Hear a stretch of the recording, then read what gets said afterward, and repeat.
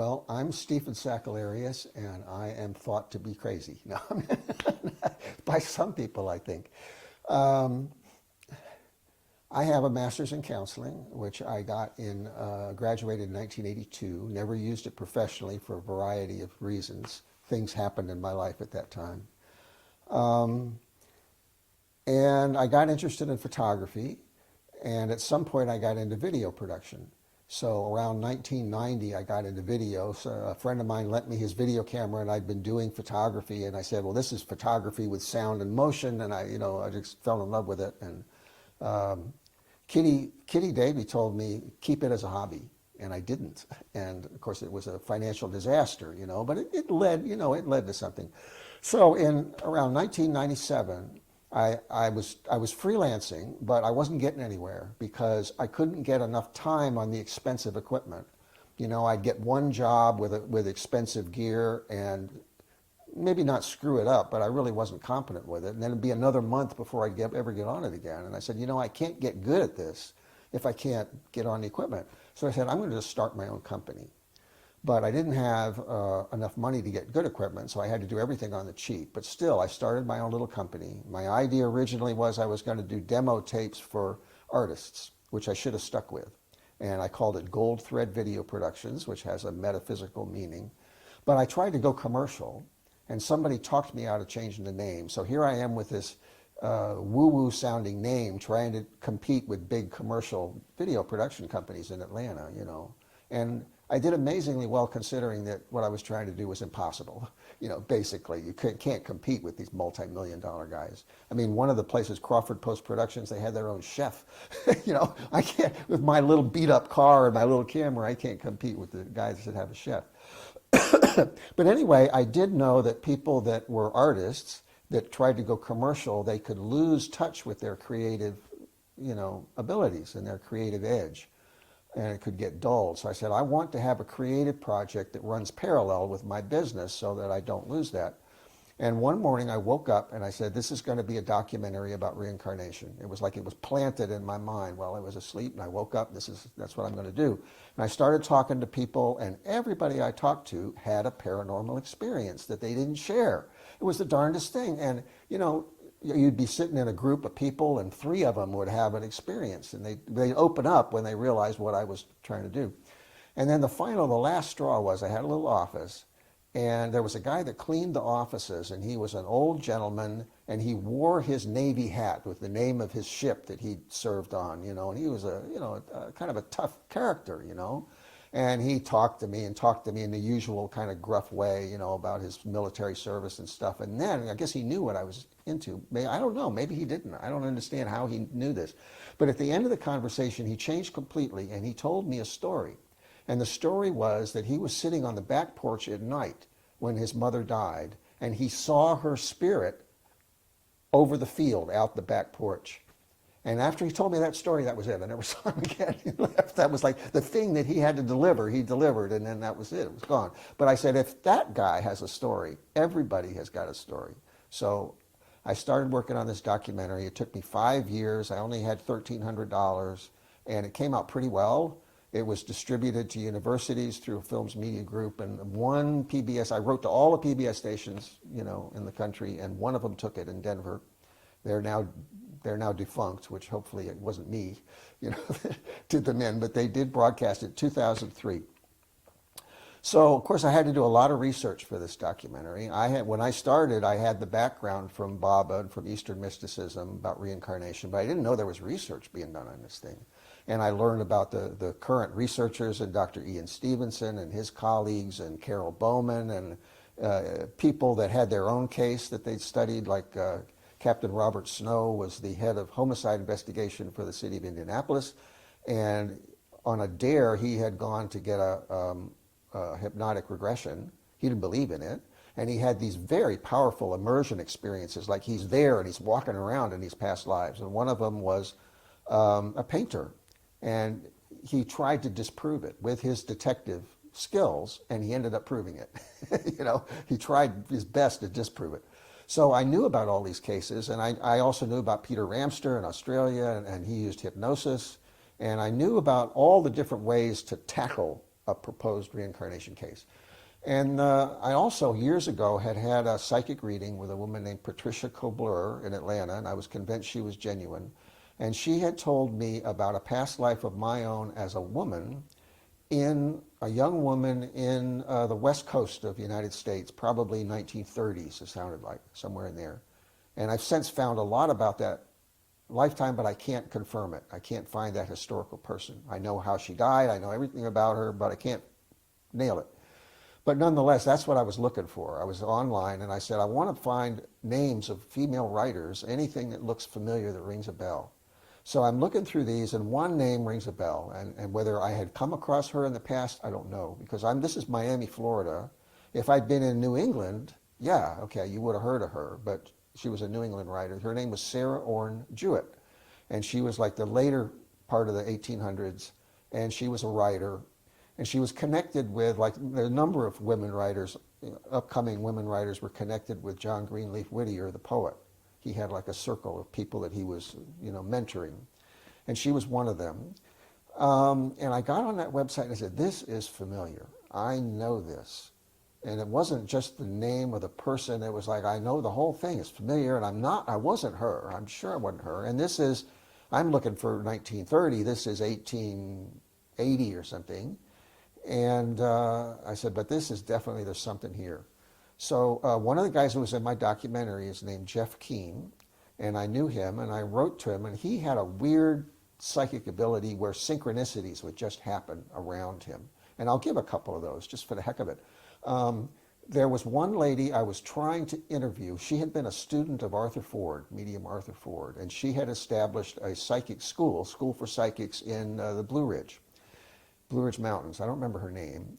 And I kept trying to get hold of her, and I never could get hold of her, because what I wanted to do was to videotape 2 or 3 psychics and have them tell me about Jeff Keane without any, information given to them, and see what would come up. And I couldn't get hold of her, but I kept talking to a guy, I think his name was Steve Smith, and he was one of the instructors, and he was fielding the calls.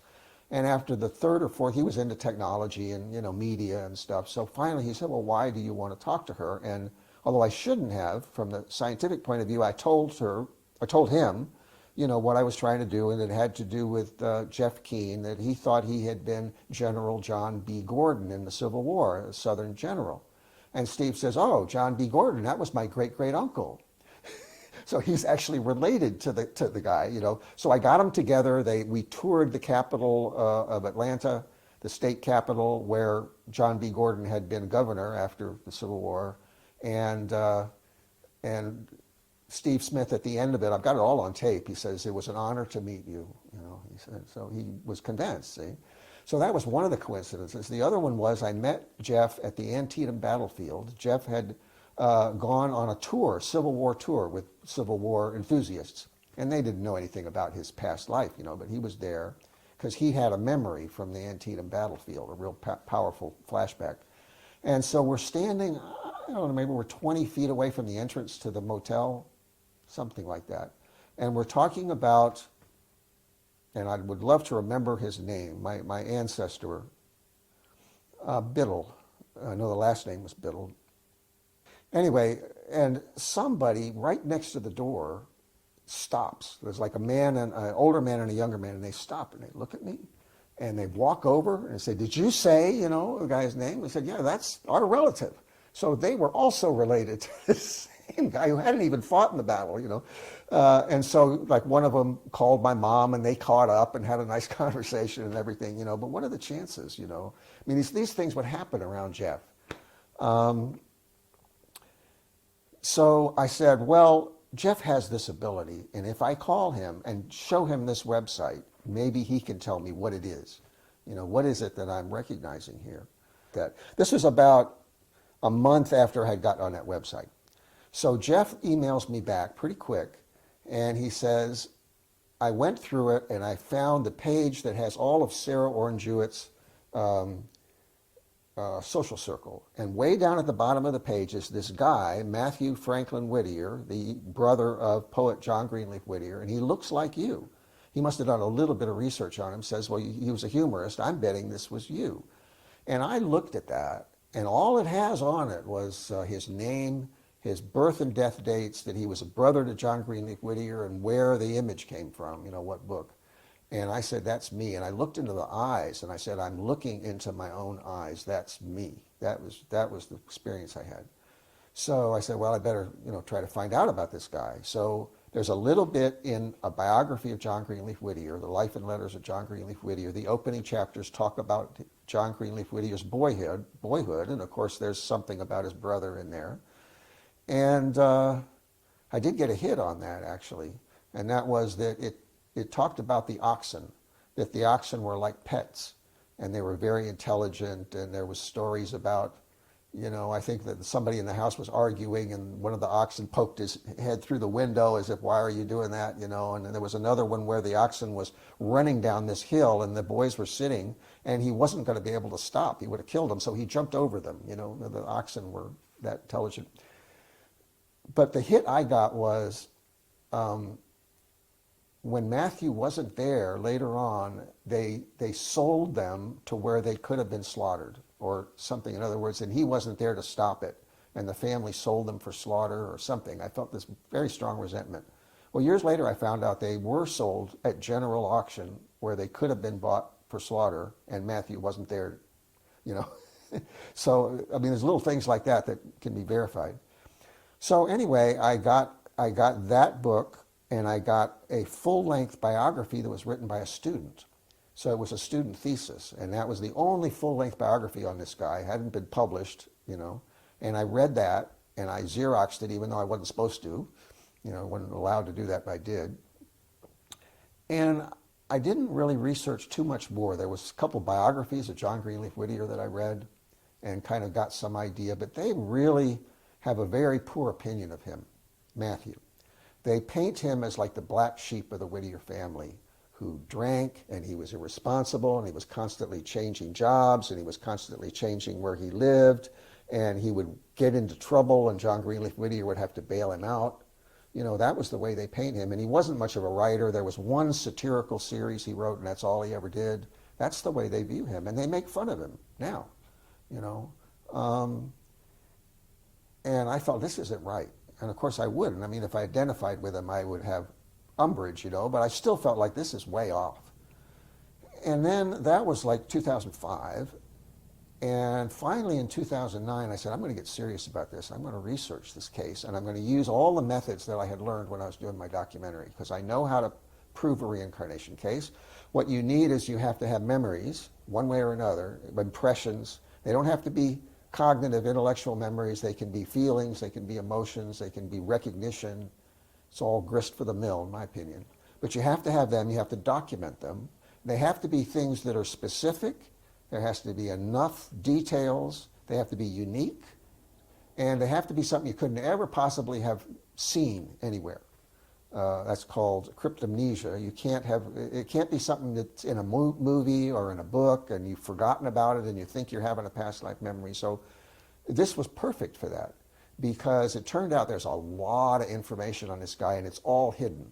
So there's no way that I could have ever seen any of this stuff, but there's a ton of stuff because he was a very prolific writer. He wrote under pseudonyms, anonymously, and nobody knows anything about any of his other writing. I had to track it down. So I did that, and I had a helper, a volunteer, and she lived right in the area, so she was able to, get information for me and find things, and she would send me pictures of things, or she would send me information. For example, there was a place that Matthew Franklin Whittier worked when he was an older man, last 20 years in Boston, called the Boston Custom House, and I didn't know anything about it. So I did learn that, and she sent me a list of his coworkers, and I said, see if any of these ring a bell, So I went down. There's one in particular, Frank Harriman. That was a friend, Well, I found out that first off, they were distantly related, and secondly, I found out that they had been friends, and that they had traveled together when Matthew was ill the last couple years of his life, and they had gone together to a place called Dungeon Rock, which is in Lynn, Massachusetts, that's connected with spiritualism. And they had, it's a place where a couple people, a whole family actually, believed that they were getting spirit messages from pirates, and that the pirates had deposited their treasure in this place. So they spent like 2 generations, blasting and digging this like 150-foot tunnel. They never found anything. Well, Matthew and Frank took a trip, and they walked down in this tunnel together. And Matthew wrote it up, but after he died, Frank published it under his own name, and I found it. So I can tell it's definitely Matthew's style. Somehow he said, Frank, just publish it under your own name, and you get the money for it, But it's, clearly they were friends. So, that's just one example of a little thing. There's these little verifications and validations. So I kept on with that. And I'm not sure what to go into first. I gradually started proving it. One of the things I did was I had 2 regression sessions with Carolyn Ball, who's here in our community. And she's a therapist. She also knows how to do past life regression. So she was doing a CD for the Monroe Institute, a self-help CD, and she needed the background music. And I had a Mac computer, and I was good enough to where I could make background music. So we said, I'll do a trade-off. So I had 2 sessions, and then I made her background music for her. Well, in the sessions, I didn't go deeply under, but I did kind of get relaxed, and every once in a while, memories would bubble up, And I had one in particular, and I can still see it. Now, I knew that Matthew had lived in Portland, Maine, and I knew a little bit about Portland, Maine. I knew it had 2 town squares. So what I remember was that I am, as Matthew, I am in a big open area, which I take to be one of the town squares. And the ground is moist, but there's no snow. And it's all filled with men, no women or children, just men. And they're wearing black coats and top hats. And they're kind of milling around. They're not really focused on any one thing, but there's a bunch of them. It's pretty heavily populated there. And way off in the distance, to me, there is a farm wagon set up as a makeshift platform, speaking platform. And there's a man up there with a megaphone, not a powered one, but a megaphone, and he's giving a speech, like a stump speech. But a lot of the people aren't paying very much attention to him. And I have one powerful thought and one powerful feeling. And my thought was, something big is going down. It's somewhere else. It's not here. And we're not in immediate danger, but it's going to change a lot of things. Things are going to change. Something's happening. And the second thing was cynicism. Well, we'll see about that. That was the way I felt. And what I found, long story short, first of all, I found a picture of Congress Square, and I recognized the buildings. Oh, that building was there, that building was there. This was Congress Square. And then I found out that it was a January 26, 1861, the South was threatening to secede from the Union, and they had what they called a Great Union Meeting in Portland. That was in the City Hall. The City Hall at that time held 2,500 people. There's at least 5,000 men, because it was only for voters, and voters were only men. So it was for at least 5,000 men, and they couldn't fit in there. So I looked up the accounts of the thing. It said it was filled to overflowing, and so the rest of them would have all just gone to the town squares where people had stump speeches. So everything was exactly lined up. The thought that something big is going down in another place and it's going to be big changes, that absolutely fits with the South seceding from the Union. And then there's this thing of my cynicism. Why did I say, oh, we'll see about that? Well, I read the newspaper accounts, and it turns out that most of the newspapers, the conservative ones and the middle of the road ones, were saying everybody was in complete accord. Everybody agreed. It was amazing that the whole city was agreed. Well, but the liberal newspaper says, it was stacked. The meeting was stacked with conservatives. That's why everybody looked like everybody agreed. And what they were agreeing to was to make conciliations to the South, because the South was very upset about the people not complying with the Fugitive Slave Act, refusing to send slaves back or to cooperate with slave hunters, And so the committee and the meeting, they were saying, oh, we'll cooperate with the South, we'll be nice to them, we'll do whatever they want, and they won't secede. And the liberals were saying, Well, Matthew was an ultra-liberal. He was directly connected with William Lloyd Garrison, who believed he was a disunionist. He wanted the South to leave, William Lloyd Garrison. And Matthew was very close with him, as John Greenleaf Whittier had been. Both brothers were tied with him. So Matthew was a radical, and he made fun of the whole thing. He had a character named Ethan Spike, who was a conservative, a backwoods conservative guy. And Ethan Spike says, our county was going to secede, but, now we're not going to because looks like, we're going to do the right thing, by the South. So Matthew made fun of it. So obviously he was cynical and satirical. And that thought, that feeling, we'll see about that, was directed at the big meeting, which was rigged by the conservatives. So everything fit. The only thing that seemed a little strange was because, I grew up in Miami, I'd lived in Atlanta, I had never been anywhere where there was a lot of snow. So I said, well, January 26th, wouldn't it have been snow everywhere? And it's very difficult to look up weather reports, but I did. And I found out that there had been a big snow about 2 weeks before and maybe a light snow. So by the 26th, people would have trampled down whatever was left, probably, and it would have been wet, like I remembered, but there probably wouldn't have been snow there in the square because, like I said, all those people would have trampled it down. Later, I lived in Portland, and I found out that it's not continual snow. They have storms, and then they'll be there for a while, and then it'll melt off, and then, there'll be another storm, and I didn't know that at the time. So it was absolutely consistent, and that was one of about 4 or 5 confirmed memories. Where it really hit on all the points I couldn't possibly have known. I didn't know anything about it, and yet what I remembered, was correct. And some of them were under hypnosis, and some of them were not under hypnosis. So I'll give an example of one that was not under hypnosis. There's a long one and a short one. I'll give the short one. I knew that Matthew had been connected with an abolitionist and an editor named Elijah Wright. He was good friends with the Whittier brothers. He'd been the secretary of the American Anti-Slavery Society when it first started, so he was right in there in the core of the abolitionist movement. And he had this newspaper called the Chronotype in Boston, and I knew that Matthew had published in it.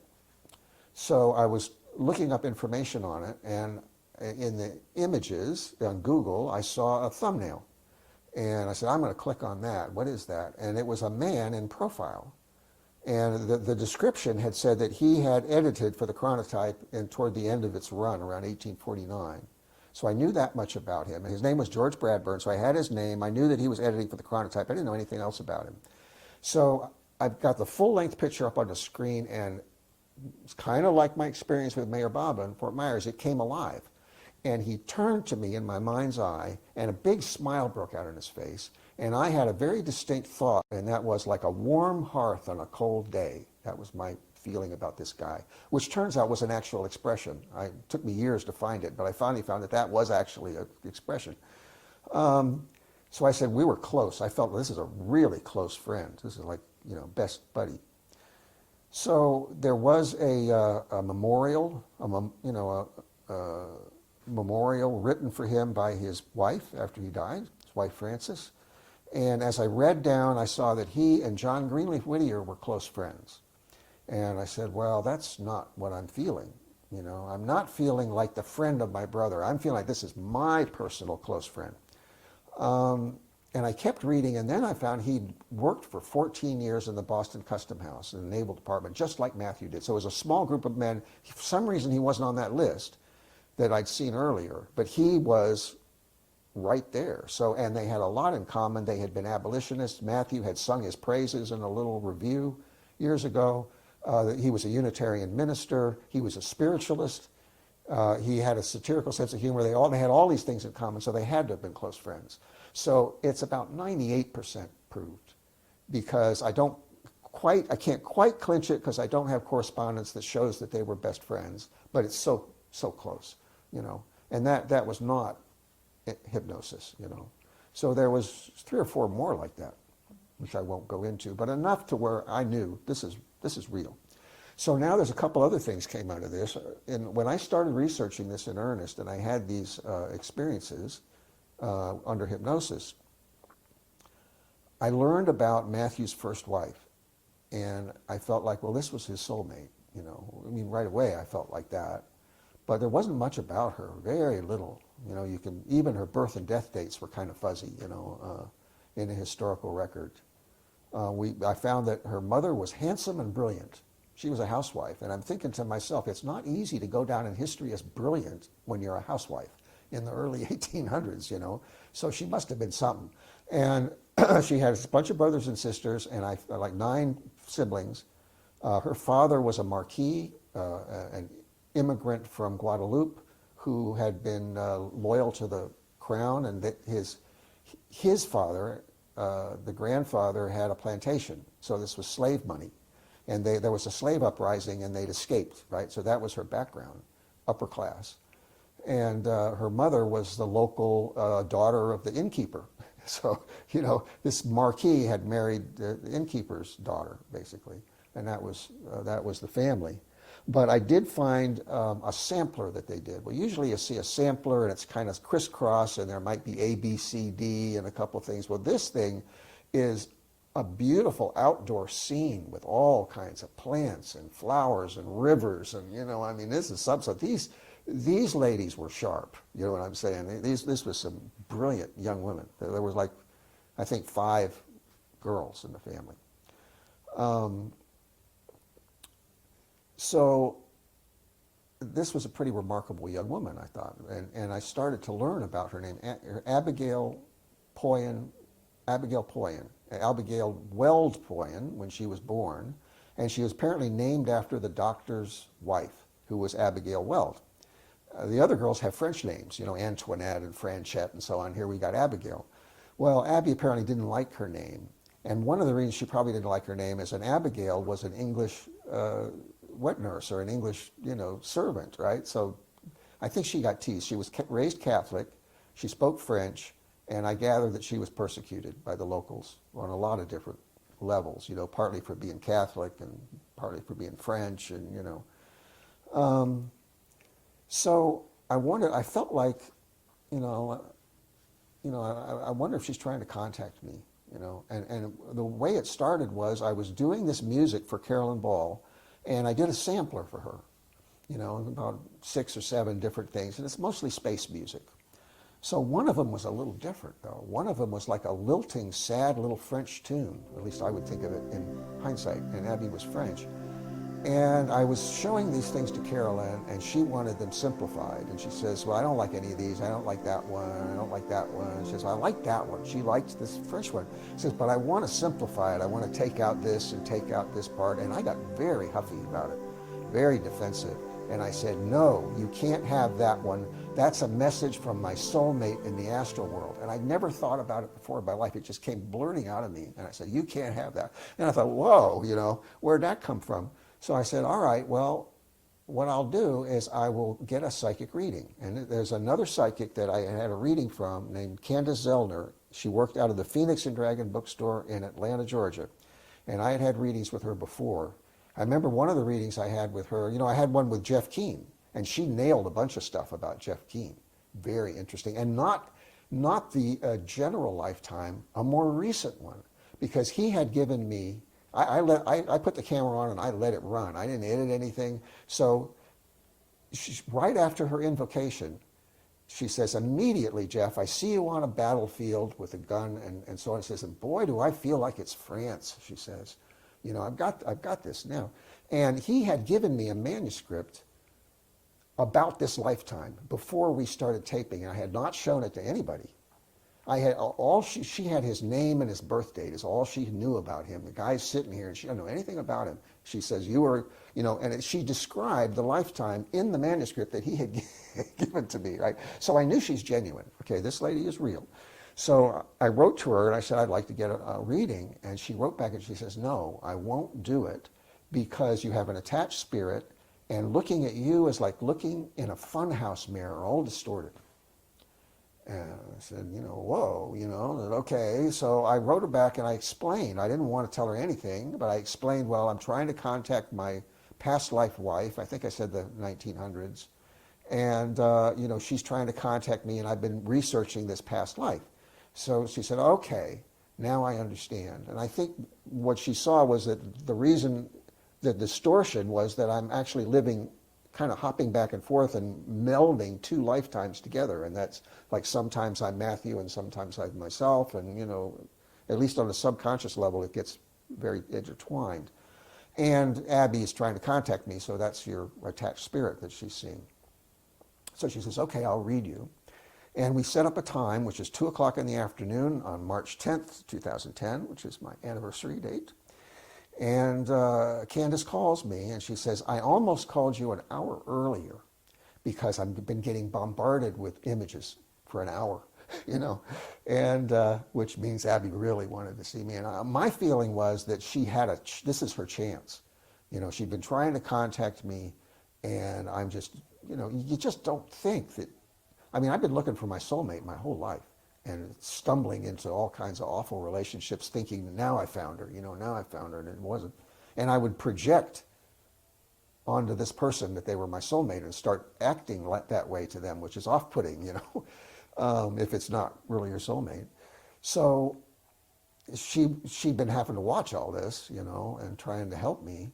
And she says, this is her one chance. Will I take it seriously? This is her chance. So she's blasting this poor psychic with these images, and she starts reading me. And at the time, I didn't know that much about Abby, but she got hit after hit after hit after hit. A couple mistakes, which I think were interpretive mistakes.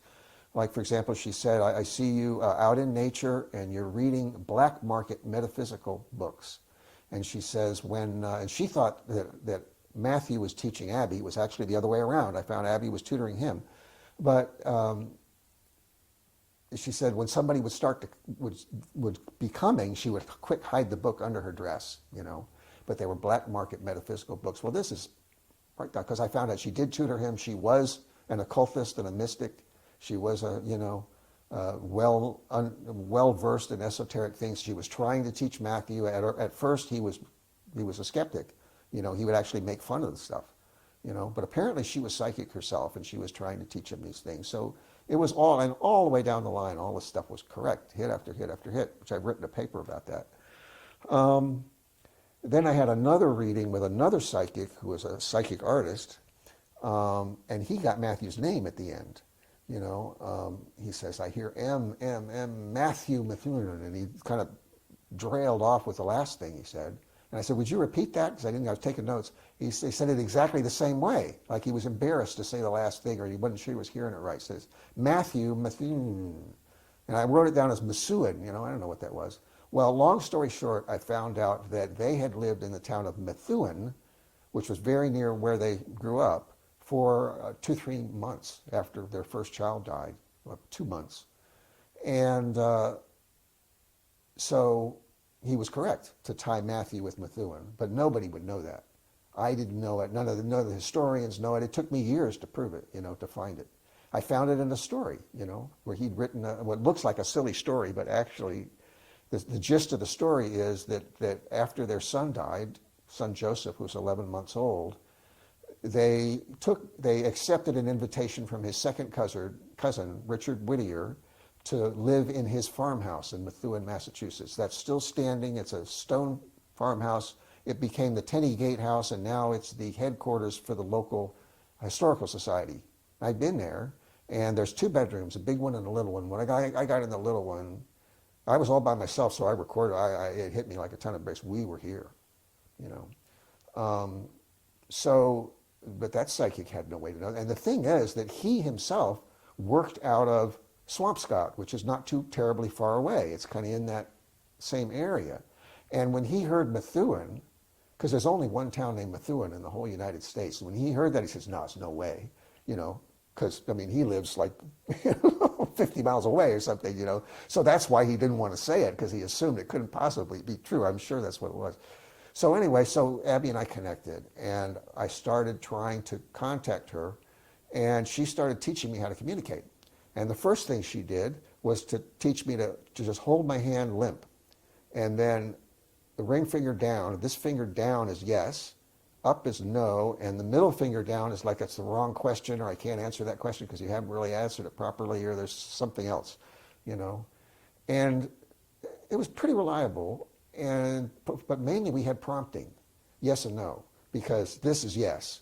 So that's prompting. So what we started doing is she would start picking out movies to rent.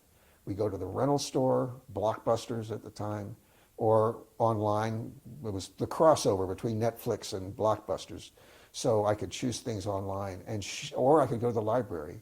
And I'm at the library and I'm kind of, hiding my hand, and I'm going like, whoops, and I'm, hiding it like this, and I'd go this one, this one, this one, and then the finger goes down. I said, that one, you want that one? And it would be things like The Lake House or Somewhere in Time, The Notebook were three that I remember. They'd all have to do with other dimensional relationships, pretty much. Or they'd have to do with something that was like a main theme in our relationship that she wanted me to know was something that we dealt with. And it was like 10, 15 movies. One time I was on Netflix and we're looking at their offerings and the finger goes down pretty definitely, and it was Lark Rise to Candleford. I'd never heard of it before. That's a British series set in England in a small town and a somewhat larger town, and it's like the relationship between the two, Candleford and Lark Rise, and it's all written from real life, and it's about kind of the end of the 1800s lifestyle, the very end, and it's deeply spiritual. It's beautiful. And Abby picked that for me, and I got to trust that. But then she says, well, I got to teach you telepathy. So she started teaching me direct communication, which is a lot dicier. And what she told me was, you're accustomed to the scientific approach, the skeptical approach. You want to have something proved to you before you believe it. She says, this works the opposite way. You have to trust this. You have to believe it, and then you get better at it. You practice, and you slowly get better. But you have to believe it first, see? So I said, all right. So I believed it, and what I would get from her is, I did get some images and things. One time I was listening to music, and I got images, but they were rapid fire, and I didn't understand them. They were so discontinuous. The only thing I understood was a big, huge waterfall, I remember that. Everything else was like, I can't understand it. I mean, usually you look at something and you can at least take a stab at what it is, but this stuff was so different than anything I'd ever seen. It's like, I don't know what that is. So that didn't work too well. And I was going to try EVP, electronic voice communication, where she would well, she didn't want any part of that. She says, instead of my coming down to your level, I'm teaching you to come up to my level. So now I understood that she was, it's like, yes, dear. I mean, I am, because we got married. At this, what I did was I took this ring that I've got, this puzzle ring, and bought it, and I went out to the beach at night, Myrtle Beach, under the stars, and I put it on, and presumably she put hers on, and we were married. And, I mean, I was quite serious, and it's been 15 years now. We just passed our 15th anniversary, and we're monogamous, and, it's marriage. So she started communicating, and I did get better at it. And what she told me to do, since I'm a fast typist, is just get started. She says, you have to get rolling, and then I will start prompting you once you get rolling, and I will direct you to wherever I want you to go. And she says, the thing with this method is not that it's going to be wrong. If it's wrong, it's going to be completely wrong. In other words, if I go off on my own track, it's all going to be wrong. If I can stay tuned into her, it pretty much is all going to be right, so it all depends on, do I go off on my own, tangent or not. And what I got from her, and I found out later this is a common experience for people that try to channel or try to, communicate with people on the other side. They're at a very high level of vibration, and they're very fast. So I'm looking for an impression that's like that happens before I have a chance to have any associations of my own. Before my subconscious mind has a chance to put in anything, bang, there's hers, And then if I follow that as I'm channeling, there's another one, and there's another one, and it starts to work. And I get to the end of it, and I say, I didn't write that, because I'm having insights that I've never had, that I never would have had. I'm seeing things in a way that I never would have seen them, And then she proved to me a number of times that it was real. Early on, she had to prove to me, because she said, I don't expect you to take this completely on faith, because it's a huge leap for you. And I remember I had a decision point. I went to an IMAX theater when they still had an IMAX theater here. And before the show's about to start, all of a sudden, in my mind's eye, I saw like the poem, Two Paths Diverging in a Wood. And what I realized was I'm getting emotionally invested in this. If I go down this path, I won't even be able to see that path anymore. I won't be able to get back. I'll try to get back. If I decide to renounce the whole thing, I'll get torn in half because emotionally I won't be able to stick with it. So she said, I felt like I had to make a decision. And I really thought, for what seemed like a long time, it was probably a few seconds, and I said, I'm going to go for it. I'm going for it, and that was it. I just said, okay, I'm going to go for it. And then she started proving her existence to me a lot of different ways. And one of the coolest ones was I had two cats, and I was in the living room, and the cats were both looking right at an empty chair. And I said, I wonder if they're looking at Abby, I wonder if that's possible. So I said, Abby, if that's you, move over to the other side of the room. And the cats' heads go like that, responsive, Now, I feel that the people on the other side are not supposed to give responsive proof like that. Not very often. They have to have permission. In other words, they can't go around doing that all the time. But that was like either she broke the rules or she had permission. She had permission because it's not fair for me not to have proof at the beginning. And then she told me, once you've got proof, it's sheer hypocrisy for you to keep asking. In other words, I get proof, and then a week later I'm starting to doubt. She says, forget that stuff. You got it. If I proved it to you today, it's also good for a week, and it's good for 6 months, and it's good for 6 years. It's either I did or I didn't. So another thing was, I would go out in the living room and I'd say, are you there? And I was just kind of talking out loud, getting used to talking to her. I said, are you there? And I did that fairly often. So on one of our runs to the store, Blockbuster's a pretty good ways away, and I felt like she wanted me to go, and I'm like, that's a long ways to drive up for a movie. So, no, okay, all right, So I felt like she kept bugging me. So I went in, and I said, you just guide me. So I went in, and I felt guided to one kiosk, and I went over there, and I felt guided to one shelf, and I felt guided to one video. Bang! There was none of this, divining or anything. And I picked it up, and the title is Anybody There? And it's about a little boy who grows up in a nursing home, and he studies the people who have died to see if he can prove life after death. That's what the whole movie is about. It's called Is Anybody There? So she took me right to that one. There was things like that would happen. The other one that was very interesting was I was later on, while I was researching, I was trying to find her house. And I knew where it should be. It should have been like very near or across the street from what they call the Countess house. Now, John Greenleaf Whittier wrote a poem called The Countess, and it's about the cousin of Abby's father, Count Vipart, who came with them, when they escaped the slave uprising. And he married a beautiful local girl named Mary Ingalls, who actually is related to the Mary Ingalls that wrote about the prairie.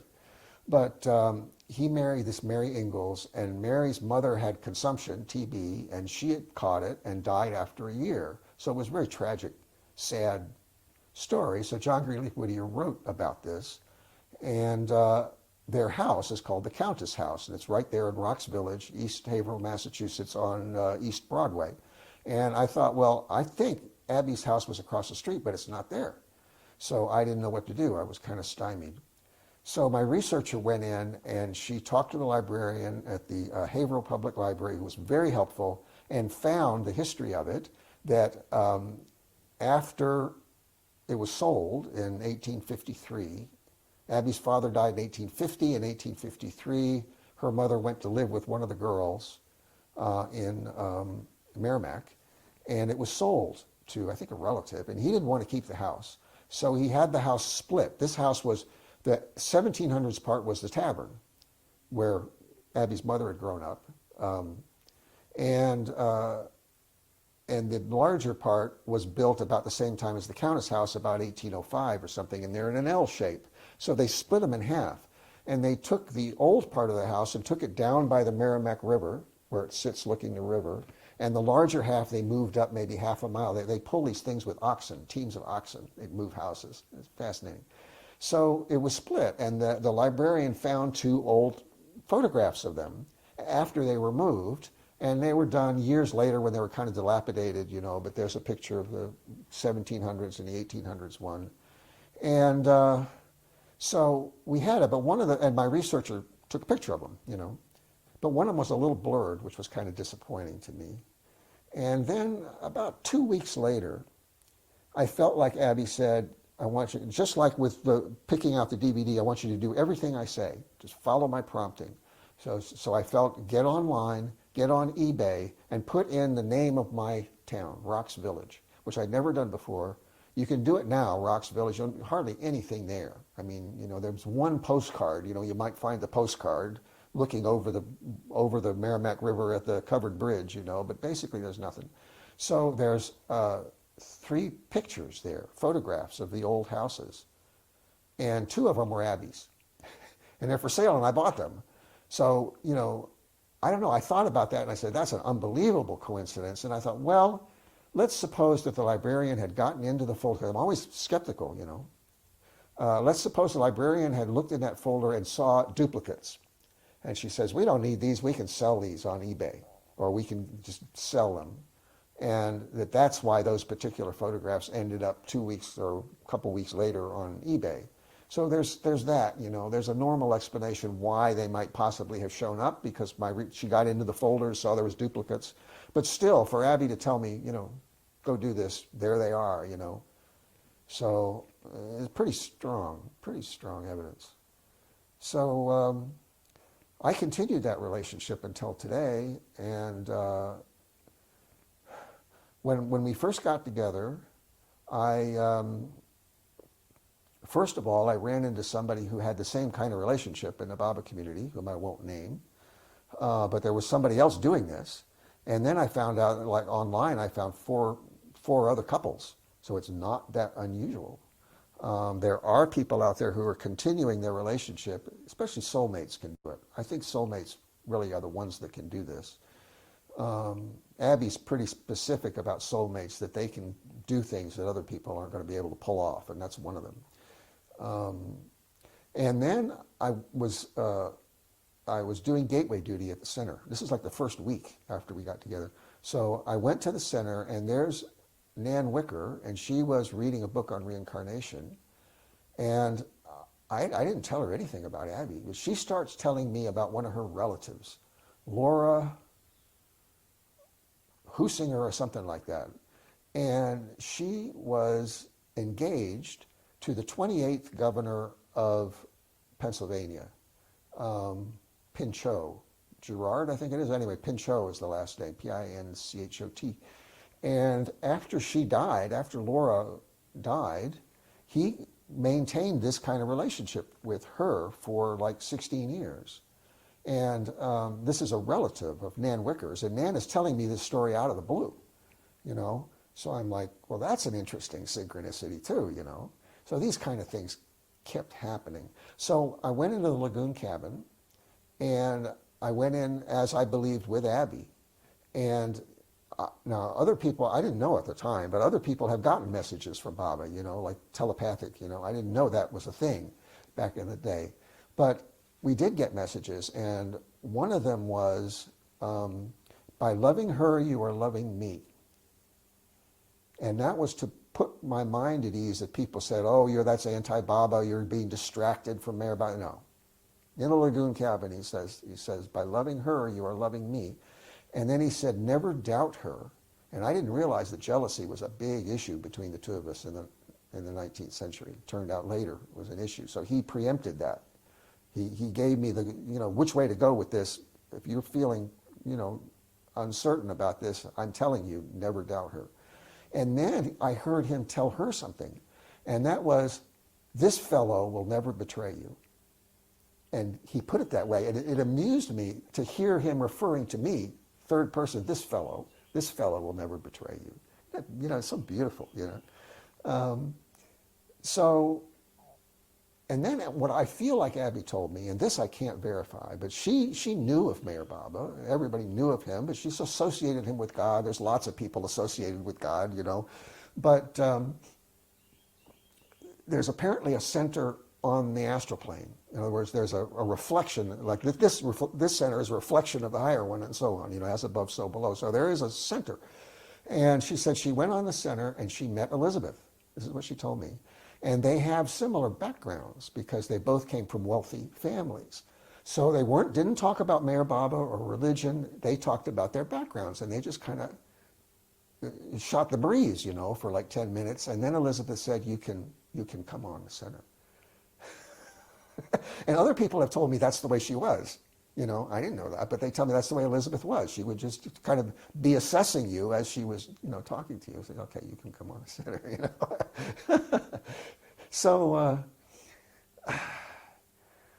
it's the kind of thing where if you have a relationship like this, you've got two choices. You can come out, and if you come out, you will lose everything just about, because you may have friends and relatives who will patronize you, but you have to understand that you can't ever be close with them again because they fundamentally don't believe something that's important in your life. It cuts all the connections, So you basically can only have close relationships with people who understand that it's real. Because the other people you can't. How can you relate to somebody on a close basis when they fundamentally don't think you're crazy and don't believe in the most important thing in your life, It's a problem. So, I have relatively few connections, and I, rarely talk about this stuff to anybody.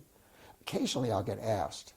And at the center, I was in the original kitchen not too terribly long ago, and there was two women.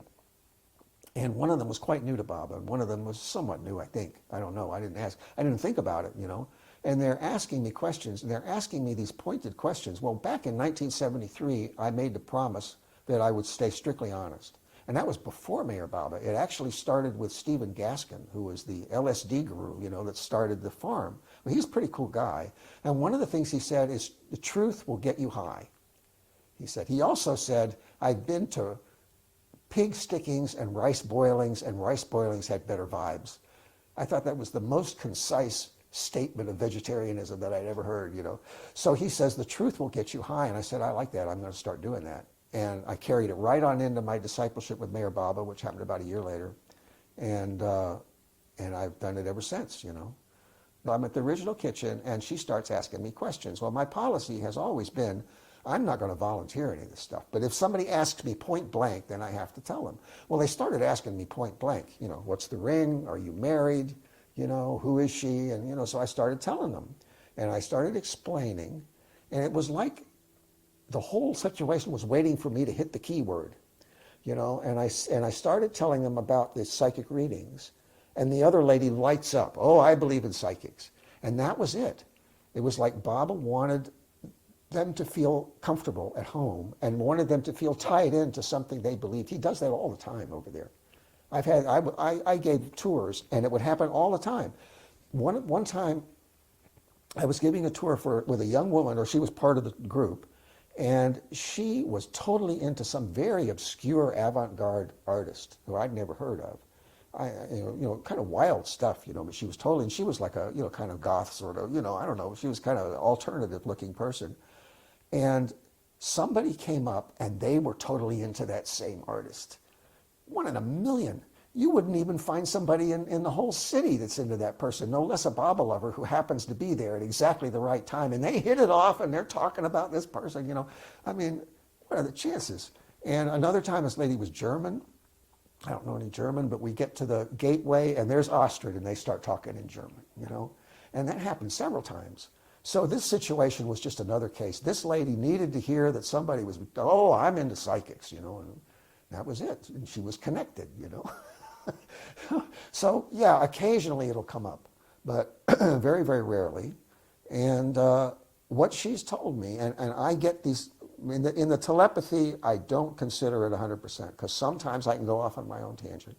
But what I feel like she's told me is that, she has to be there in the astral world, first off, to act as a guide. And secondly, she had to let me go through a whole bunch of karma. She's going to sit this one out and let me go through that.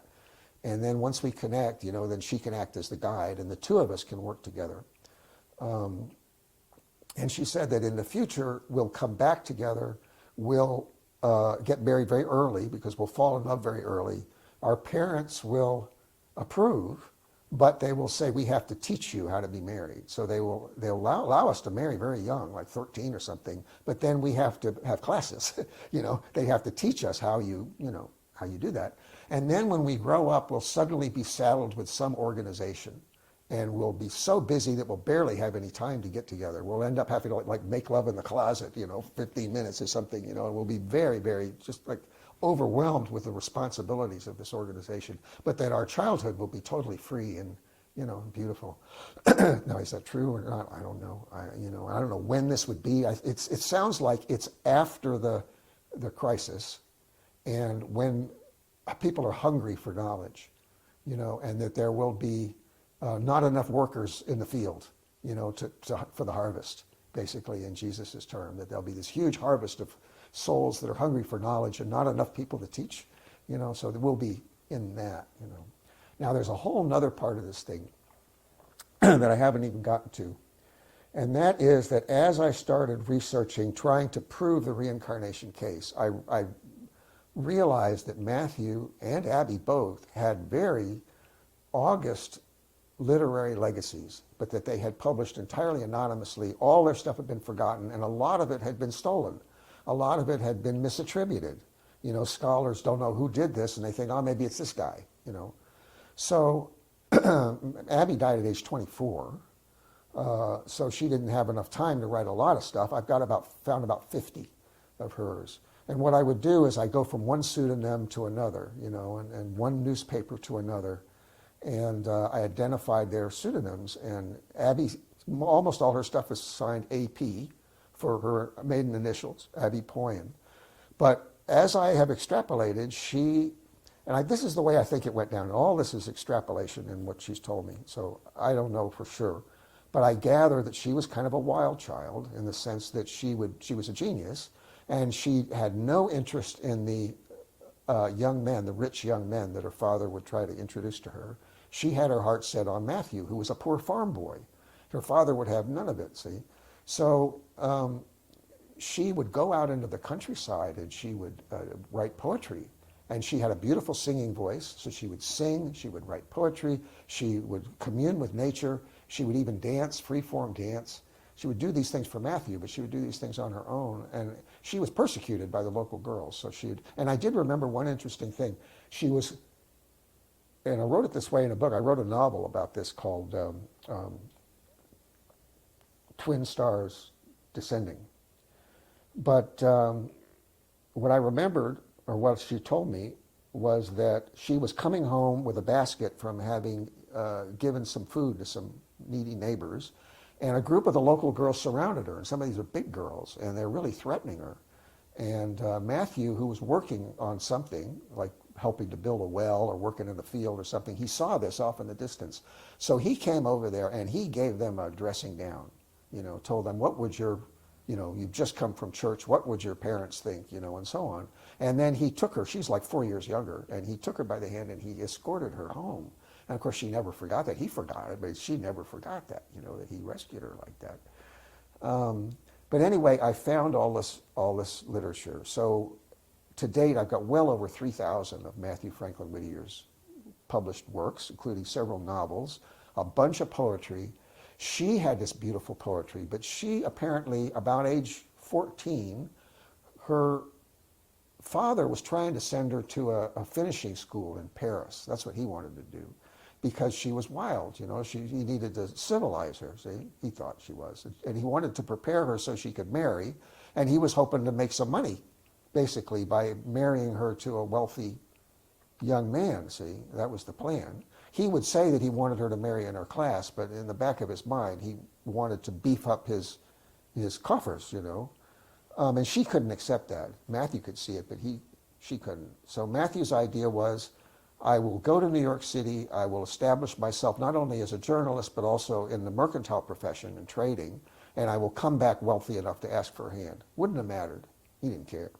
He was not going to let her marry somebody beneath her class, He didn't know that. But anyway, her mother intervened, and managed to to negotiate a compromise. And the compromise was, well, if she's not going to marry, she's going to have to learn a profession. So she could learn nursing or teaching. That's basically what's open to young women. So if she wants to be a teacher, she has to take some classes and see if she likes it, you know. So there was this guy named Albert Pike who figures in some conspiracy theories. He's accused of having assassinated Abraham Lincoln, or been behind the assassination, and a number of other things. He was teaching a class in a nearby town, Newburyport, in 1830 and 1831. And I think she was a student in that class, and she had no choice, because if she didn't excel and he kicked her out, she was going to get sent to Paris. And she was not only would she never see Matthew again, but she was terrified of those schools, because those schools broke rebellious young women. There was one that I read about who they forced her to kneel on the marble steps until her knees, she was crippled, you know, because she wouldn't conform, you know. So and Abby was very much of a rebel, strong-minded, so she knew that would kill her probably. So she was terrified of being sent. So she knew she had to do well in this class. And this guy was a real scumbag, you know. He didn't even have the qualifications to be teaching. He had pretended that he had passed the entrance exam to Harvard. But as I look into the history, he was lying about it. He had, at 15. And when he wrote his little biography for Rufus Griswold for the Poets and Poetry of America, he said he couldn't remember what year it was that he passed the exam. Well, he was 15 years old. If you're a 15-year-old boy and you pass the exam to Harvard, you darn well remember the year. So he's lying. You know, this guy lied all the time, like some other people we're familiar with. So, I mean, he was a sociopath. This guy was a full-blown sociopath. So Abby is writing these beautiful poems. He would give a subject, and he would try to give worldly subjects to force her to write worldly poetry, and she would spiritualize them, whatever it was. She would spiritualize it. And she wrote this magnificent, deeply mystical, feminine poetry. And Pike would publish it, probably unknown to her, and he would use their initials. I heard the term for this. There's a term, plausible deniability. He knew that if he got caught, he could claim he was publishing them for her. So he had plausible deniability with this situation. If she didn't claim them, or nobody believed her, then he would get famous. So he did. He got famous for this poetry. And she was never suspected as having been the author, but I know it was hers. I can prove it. There's a lot of proof, you know. So there's this whole body of work. And then she died at age 24 in 1841 of consumption. And Matthew, 8 years later, he started publishing some of his other work. And I know that Abby's sisters came to visit him. He'd remarried, that's a long story, he'd remarried, he was tricked into it by his mother, pushed into this arranged marriage, which was awful.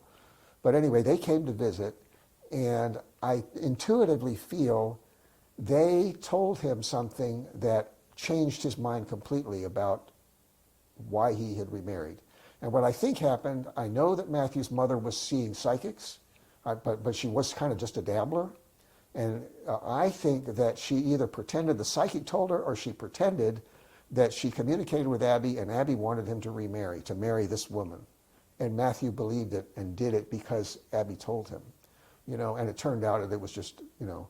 So these two sisters must have said, well, that was just a hoax. That wasn't real. So all of a sudden, his whole reason for having remarried is gone. So all of his emotional attachment, whatever he had, because he tried very hard to love this woman who was very difficult. So that was all gone. But I think they also brought some of her work to him. You know, stories, a couple poems, and an essay, you know. So he started publishing those things anonymously under AP, same initials, you know. And they can't possibly have been Albert Pike. So, because later on, Matthew he either channeled or pretended to write as her, you know, as a woman, about of the stories, you know, writing to the editor, you know. So definitely it was a woman, you know. So it can't have been Albert Pike, but it's the same initials. And there's some magnificent stories. But what I found was, long story short, and I tell people this, and I write and I write and I write and I write to scholars and academics, and I've written like 50 plus papers, you know, with all the evidence. I can prove these things with the same logic that I prove my own case. I can prove these things. that Matthew and Abby were the original authors of A Christmas Carol. Dickens commercialized it in 6 weeks, dumbed it down into a ghost story. It was never a ghost story. It was a spiritualist redemption novel. It was, everything was meant to be real. All the ghosts, all the spirits, there's karma in there. There's spirit guides. There's astral travel. All of these occult elements. There's a life review. It's all in there, and it was written by Abby. And it was all intended to be real according to her occult esoteric studies. Dickens was a skeptic and a scoffer, and he dumbed it down to a ghost story. I also found that after Abby died, Matthew was, I mean, I still feel it. I mean, he was devastated. And I did have a very strong emotional hit on her, about her tombstone. My researcher finally found it. And there's an epitaph, and it's taken from Revelations, and it says, "Blessed are the dead which die in the Lord." That's her epitaph on her tombstone. And I remember Matthew not understanding that that was code, because they would write things in code that have, you know, meaning. And the code, one of the methods of code was you look up the original source and you look and see what else was around it, what was right before it or what was right after it, typically what was right after the part that's been quoted. So she was doing that. Matthew didn't pick up on it, even though he used it all the time. And he agonized over and over, back and forth, because it's self-contradictory. How can, if somebody's dead, how can they be blessed? You know? He went back and forth like that. But what she meant was, look up the quote. So you look up the quote in Revelations, and it says, "Blessed are the dead which die in the Lord, for their works shall follow them." There's more to it, but basically their works will follow them. Well, in the original quote, that means the good things they've done. Abby said, no, she means her written works. Her written works will be attributed to her, because she was psychic. She could see in the future, and she knew that the things she'd written would follow her, would be attributed to her. And that's what her epitaph meant, was a coded message, you know. So, and it includes a Christmas carol, but it also includes that poetry that Albert Pike claims, you know. So I feel like I have my work cut out for me. I have to fulfill that, you know. But he also wrote The Raven 9 months after Abby died. That was Matthew's poem, The Raven. That was not Edgar Allan Poe. And I can prove it. All Edgar Allan Poe did was scoop it by 3 days and publish it, to take out Matthew's pseudonym, put in his own name, and scoop it by 3 days. So he didn't have anything to do with writing it whatsoever. And I can prove that, you know. And then 5 of the poems published by Elizabeth Barrett Browning before she married Robert Browning in her 1844 2-volume set called Poems. 5 of those were Matthew's. One of them was Abby's. So the ones that were Matthew's include Lady Geraldine's Courtship and The Cry of the Children. Those were Matthew's. And he had been a social reformer from like the early 1930s. You know, he'd been writing stuff like that. So that was his work. And in Lady Geraldine's Courtship is a tribute to their courtship when she was 15 and he was 19, and she would take him out into nature and she would teach him. Same with the Wine of Cyprus. Same thing. It's a tribute to their courtship when she was 15, before they were involved. And she would sing, she would dance for him, and she would teach him, and then he would pontificate about his philosophy, and she would be so patient with him, even though he was, you know, an idiot. You know, I mean, he would go off on these things, and she would be very cynical things, but she would encourage him and so on. And then he would read some of his poetry, and she would be very encouraging. It's all in Lady Geraldine's Courtship, the whole thing. All of that dynamic is in there. It was a deeply personal tribute, you know, to something that was very dear to her. And Elizabeth Barrett Browning, she says, her explanation as to how she wrote that to her mentor was, her 2 volumes were not of equal length. And at the last minute, her publisher protested and said they have to be the same length. And she was exasperated, so she says, all right. She had some scrap lying around on her desk, and in a single day, she wrote this poem. This is 113 stanzas. She couldn't even physically, she could barely copy that poem over in a day, no less write it. And then she tells her mentor, Hugh Stuart Boyd, she says, now don't tell anybody. It's the most obvious lying I've ever seen in my life. She's a horrible liar, you know. And it's so obvious. And the scholars come up with some excuse. They've never questioned it. And I'll get on AI and I say, has anybody ever questioned? And they think, no. So there's that. And the one that was Abby's was The Romance of the Swan's Nest. And fortunately, Matthew published a poem in very much the same style along with those stories, in 1849, 1850. And so you can compare the style and you can see that was Abby. But I remember what that was like. Excuse me. I remember what started that one.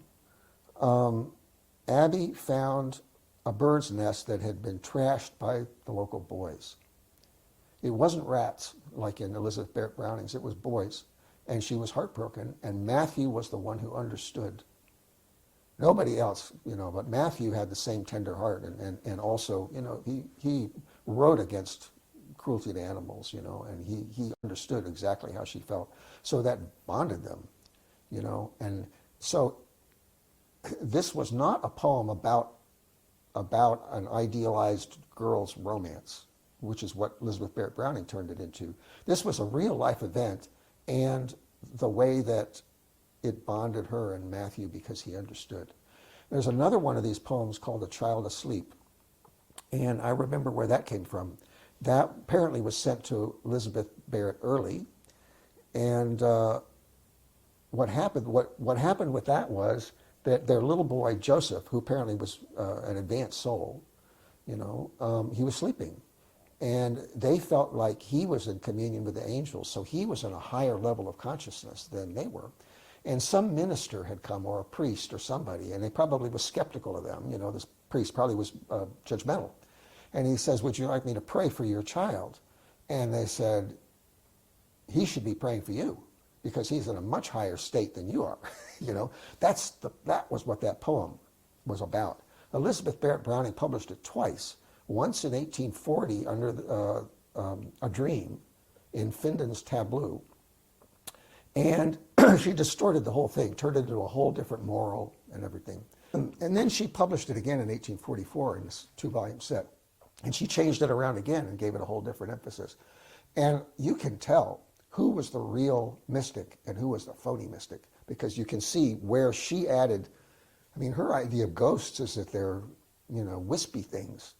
She stuck that in there.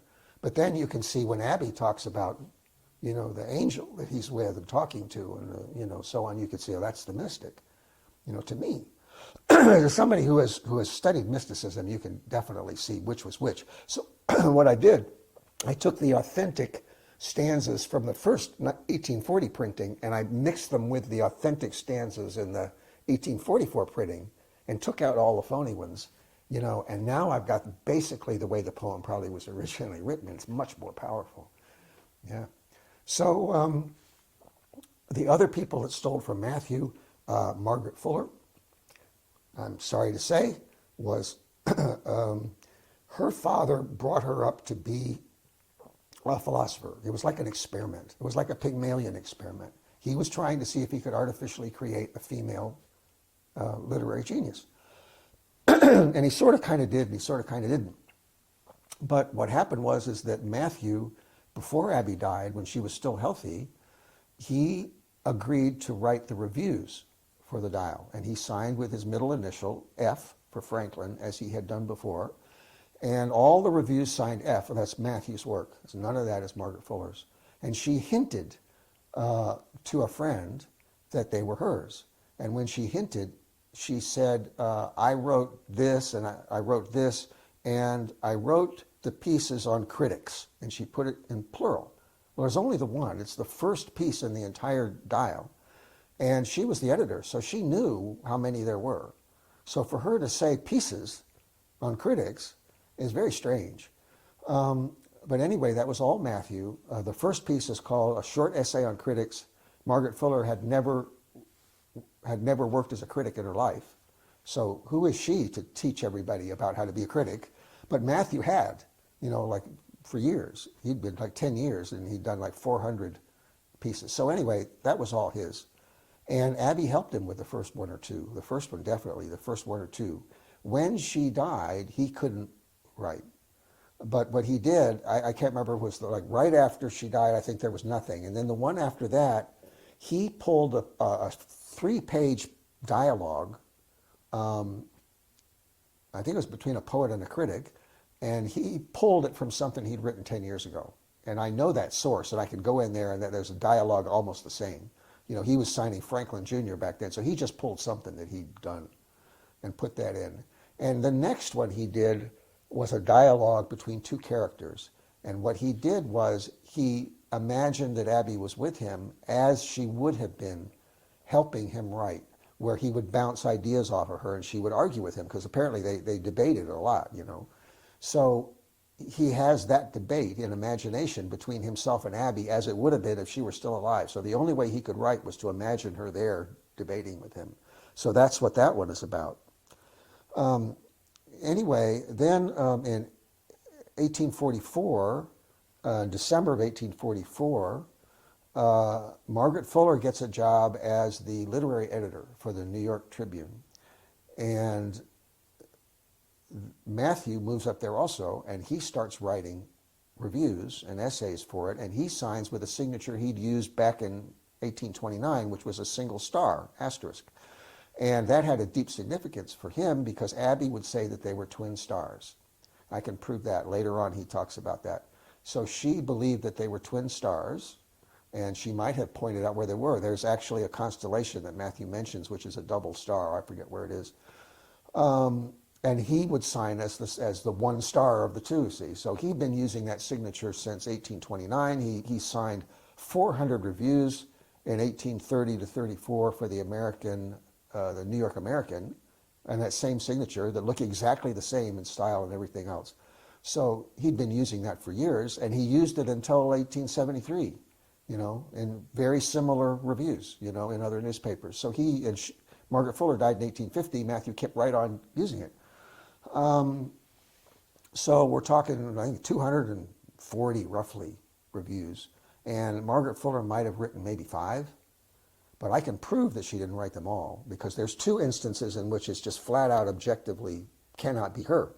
One of them is a review of The Child's Friend, which was a children's book, and that came out exactly on the same day that the whole newspaper building burned down, which is very strange. I think it's February 5th or something, 1845. It could be just coincidence, but my thought is that things were so confusing that Margaret Fuller didn't get a chance to look at it. So he was able to slip something in that would prove that she was not the author. And his objective apparently was not to identify himself, just to prove that it wasn't her, because he knew the rumor was out. She had, when she first started working for that newspaper, she had hinted, just like she did about the F signature, she hinted to 3, 4, 5 friends, and usually just like in a postscript, oh, by the way, you're right, I'm the star, something like that. You know, so she was bragging to her close friends and family that she was the writer. And then that became a rumor and gradually spread and spread and spread. And Matthew must have heard this rumor, and he says, I've got to leave something for posterity that doesn't identify myself, but proves that it's not her. So in this review, he suddenly starts reminiscing about his childhood. Now, he would do this. Because he was deeply involved in the abolitionist movement. And if anybody was getting too close, he would tell something about his past that was a lie to throw him off. I say, oh, that can't be Matthew Whittier. You know, we wonder if this is Matthew. No, he didn't. You know, he didn't go to school there and whatever. And it would throw me off completely. I said, I could be completely wrong about this, you know. And I realized that he was doing it to me. I was doing it to myself, you know, in the next incarnation. So he starts writing about his childhood in the middle of snow-laden winter. You know, his 8th birthday came in the middle of snow-laden winter, and after his chores, you know, when he'd been working, he came back in, and the family kept the books, you know, like 24 books or something in a little cabinet, and he'd pick one and so on, and he talked about some of them. Well, Margaret Fuller was born on May 23rd. It can't possibly have been written by her. It can't. You know, and then that's toward the beginning of the series. Then toward the end, he does the same thing. He just happens to mention this concert by a famous tenor that he went to in Boston back in 1841. And he mentions what the tenor sang.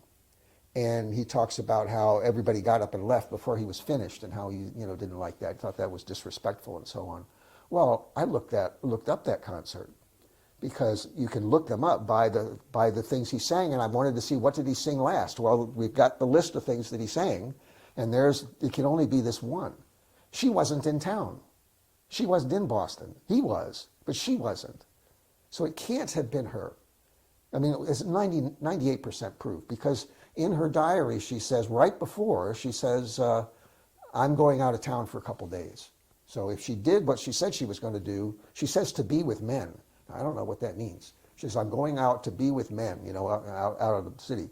And then there's the day after, there's a letter she wrote to William Channing, right? William Ellery Channing, he was close friends with, who was one of the Transcendentalists.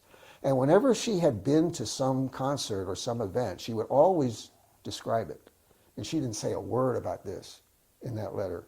So it's like 99% certain she was not in town for that concert. She could not have written that anecdote.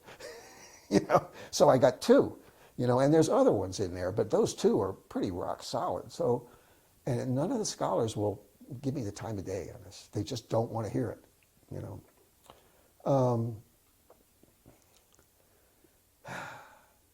So let's see. So I think I got all of them. We've got Charles Dickens, we've got Edgar Allan Poe, we've got Elizabeth Barrett Browning. The problem with Elizabeth Barrett Browning, and this is a really serious issue, Matthew, in Lady Geraldine's courtship, he praises the poetry of Robert Browning.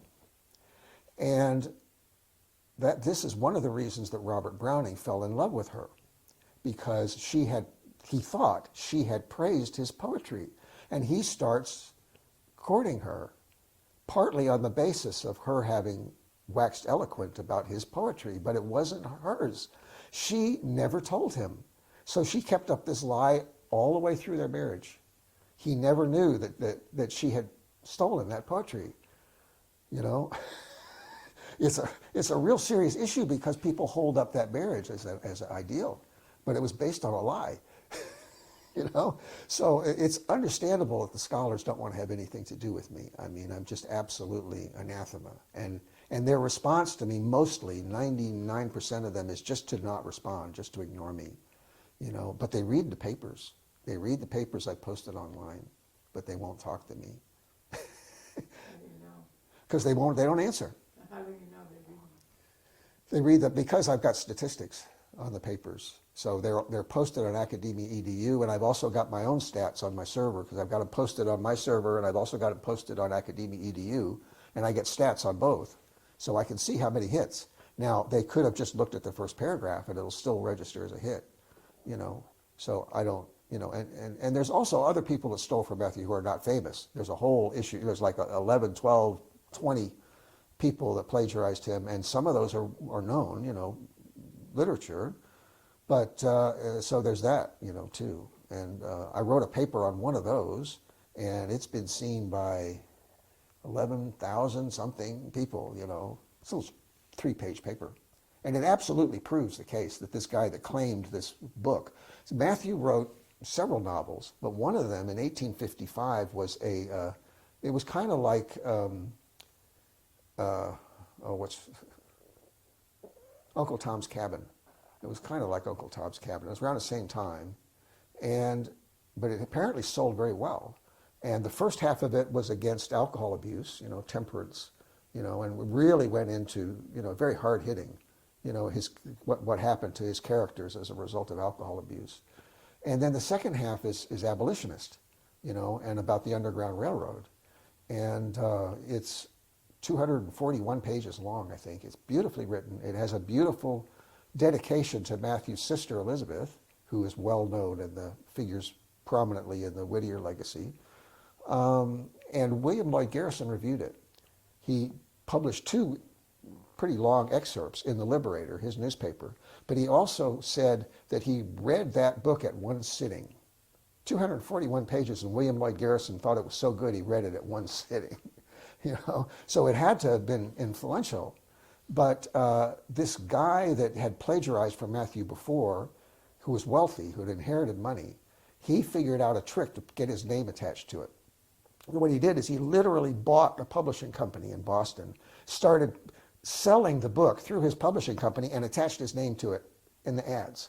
And then somebody in Boston got hold of that and said, oh, we finally found out who wrote this wonderful book, and it's this guy, George Burnham, but then I found out that it didn't stick, I mean, nobody remembered this, and nobody believed it, and he got in big hot water, legal hot water later, because he was, against the advice of the Temperance Society in Boston, he was hired to be the liquor officer for Boston. Well, the liquor officer, during their version of Prohibition, was in charge of all the state liquor. And he was like watering it down and drinking it with his friends, and he got in real hot water for that. Well, he was a crook. So I was able to prove that he couldn't possibly have been the guy, but somebody found this reference and put it in a list of like bibliography. And then some modern person got hold of that and put it in a modern one. And then the librarian got hold of that and attached it to the book. And it got to be the official author, Well, I wrote this paper, and it's apparently wildly popular. And I sent the paper to WorldCat OCLC, who was in charge of, all the library listings. And they were convinced enough. I was really surprised. They just added Matthew Franklin Whittier's name to George Burnham's name as a kind of an also-ran, or it could be him, So it's the listing has been changed. It's the one time I was ever able to change the system. That was it, But I was able to do it that time. So, but here's the thing. I mean, I'm trying to preserve this legacy because I have a large portion of Matthew's antiquarian originals and Abby's originals. I've got a lot of this stuff in original form that I'm preserving. And I've transcribed all of it. Over 3,000 of Matthew's pieces and 50-something of Abby's is all typed up, and it's searchable, and it's on hard drives. And I've written long books about how I did my research, and I mean I've documented all this stuff. If I die and this stuff is not preserved, it's all going to be thrown out. My 2 original copies of The Raven that Matthew published will get sold. They're up to like $5,000 or $6,000 a piece, if you're trying to buy them. They'll get sold, and the rest of the stuff will just get dumped because nobody has any idea that it has any value. And my hard drives and stuff will just be thrown away and erased, and it'll all be gone. All the work I've done will be gone. So what Abby told me is she sees energy nexuses. I guess they're nexuses is the way you pronounce the plural. And if it's strong enough, she sees the thing in the future as though it is now existing. In other words, it now exists in the future is what she tells me. It's kind of contradictory, but it exists in the future is what she told me. So she says this exists in the future. And when she was Abby, she put that epitaph. She says, "My works, your works, their works will follow them." She says, and she foresaw that. So somehow, I don't know how, but somehow maybe this will help. Like help. It has to be preserved, and it has to be preserved by somebody who understands what it is. Because if I talked some organization, Harvard Library or somebody into putting it in a corner, someday they're going to say, what is this thing? We don't know what this is. Let's get rid of, make some space, So unless they understand what it is, it won't last, So that's what keeps me awake at night is how am I going to preserve this thing when nobody will even talk to me, I understand why, because it's going to, I ran it past artificial intelligence. I said, let's suppose as a hypothetical that all of this is correct, that, I've correctly identified the authorship and that these people really were plagiarists and so on. What would be the effect on academia and what would be the effect on society? And it said it would be catastrophic, what the effects, because it would destroy academia's credibility, because they have been cranking out all of these erudite opinions, analyzing A Christmas Carol, analyzing The Raven, and all of these things, and going on and making these people heroes, and they're scoundrels. All of them were imposters, literally imposters. And for that to hit, their credibility is shot. But this is the thing, these people are, first off, they've fallen into secularism. They've lost sight of God. They've lost sight of spirituality. They don't believe in inspiration or inspired literature. They have no intuition. And their assumptions are all wrong. So the whole thing's going to have to be upended if what Baba says is to come to pass, that we're going to move from intellect to intuition. All of academia is going to have to be turned on its head in order for those people to understand that as above, so below, a manifestation, that everything manifests from the top down, that God is the ultimate reality, and all of this stuff is crumbs off his table. You know, the insights that the great poets get are just crumbs off of the avatar's table. But then they can start to understand these inspired literature. But, you know, these people are just, they can't understand these things. And this may shake them up. This is, you know, I took my first book and in my mind, and into the lagoon cabin, and I gave it to Baba, and I felt him accept it. And that's all. No comments, no nothing. He accepts it. So, but that's profound because now it's his. And what I feel is the timing is now his. Because I gave it to him, I have no say in the timing now, you know, or how anything happens, because it's his. So, but for the people that feel, if there are any, who feel that what I'm doing is against Baba's teachings, that, you know, that I'm dabbling in the occult, that I am getting, you know, off of the track, you know, I mean, some pretty heavy hitters in the Baba community have given me that kind of vibe, you know, bless their hearts, I won't name any of them, but some, you know, at least one that was a direct, you know, directly knew Baba. And that and with Abby too, same thing, you know, that, well, you know, you should be, instead of focusing on her, you should be, you know, devoted just to Mayor Baba and forget about her and so on. But I know that in some past life, I left her to try to find God, like the sadhus will leave their wife and go on, and I hurt her terribly. You know, I mean, it was, you know, something that I repent of in sackcloth and ashes, having hurt her like that. And I will never do that to her again, you know, never. So, I mean, that whole thing is out. You know, she and I are soulmates. And what she's explained to me is that soulmates are a different bird. She says, we were birds of a feather, we were peas in a pod, and this is, the world does not understand soulmates. They understand other soulmates. They understand it, but nobody else understands this. This is not codependency, this is something else. This is two sides of the same person practically, you know. I don't know if that's literally true, but this is like, we come to God together. And when I look at Baba, he didn't talk about soulmates, but he gave Fred and Ella a joint name. And I think there's some other couples he did that with. Well, he might as well have called them soulmates. He called them Fred Ella. It's like one being, you know, and they balanced each other out so beautifully. I've met them, you know, and he was so down to earth and so powerful and so, he was into the occult too, you know, to some extent, but he was, you know, practical guy, and she was so ethereal. I remember looking out and seeing her putting water in the bird bath, I think, outside the library, because I think she took care of the library, and it was like she floated over there, you know. I was spellbound, you know, oh my gosh, you know, beautiful. So they were so different. And then when I restored videos for the center, there was an interview with Fred and Ella, and whenever Ella would say Fred's name, it was sacred. I can't express, I don't even know how to explain it. She'd say Fred. It was like, it had everything in it, her love for him, you know, when she said his name. So, and that didn't distract them from Mayor Baba, you know. So, you know what I'm saying? So to all of those people that feel like I'm distracted or something, or not being a good Baba lover, you know, this is soulmates. This is a different name. But you don't want to let it get to your head.